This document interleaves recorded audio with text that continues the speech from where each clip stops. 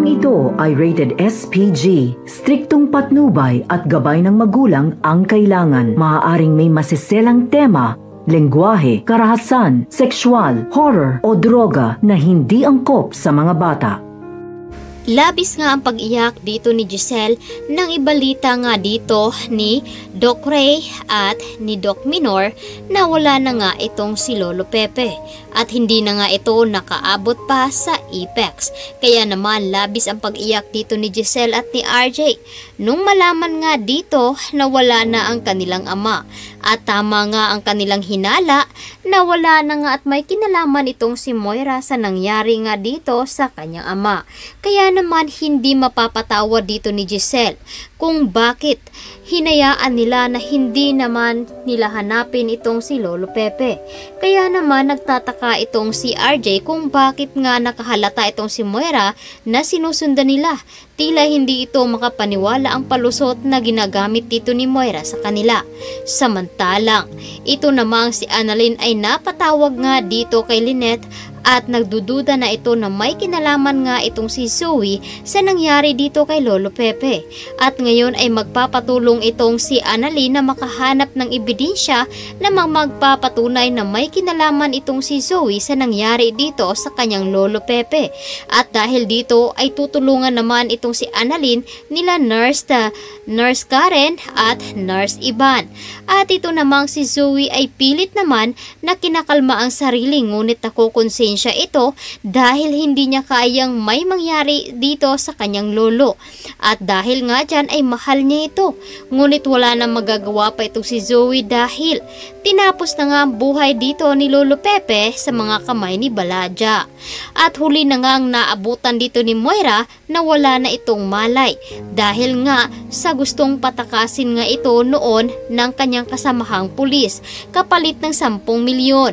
Kaya naman hindi natuloy dahil nga nagdududa itong si Baladja na merong gagawing kababalaghan ang kanyang kasama at tama nga ang kanyang hinala. Ngunit at muntika na nga itong makatakas, buti na lamang ay binalikan niya ito.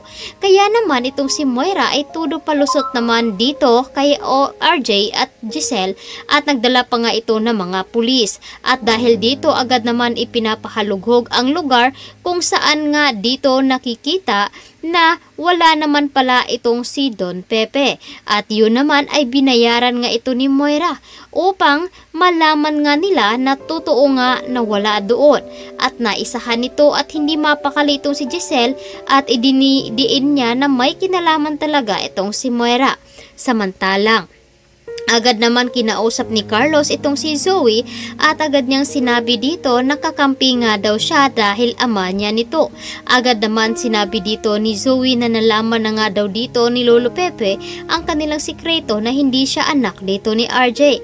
Ngunit tinanong naman dito ni Carlos kung nalaman rin ba na siya ang tunay nitong ama. Agad naman sinabi dito ni Zoe na wala pang nakakaalam sa kanila kung sino talaga ang tunay na ama nito.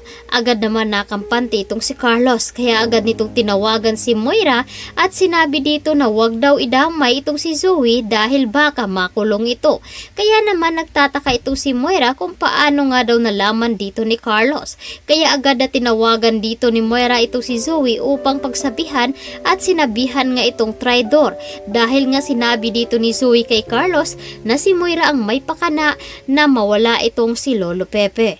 At gusto nga dito ni Carlos na hindi na lamang magpakita itong si Lolo Pepe upang magiging safety ang kanilang sikreto at hindi malaman ito ni Lynette. At lalo na nakasal na nga silang dalawa dito ni Carlos.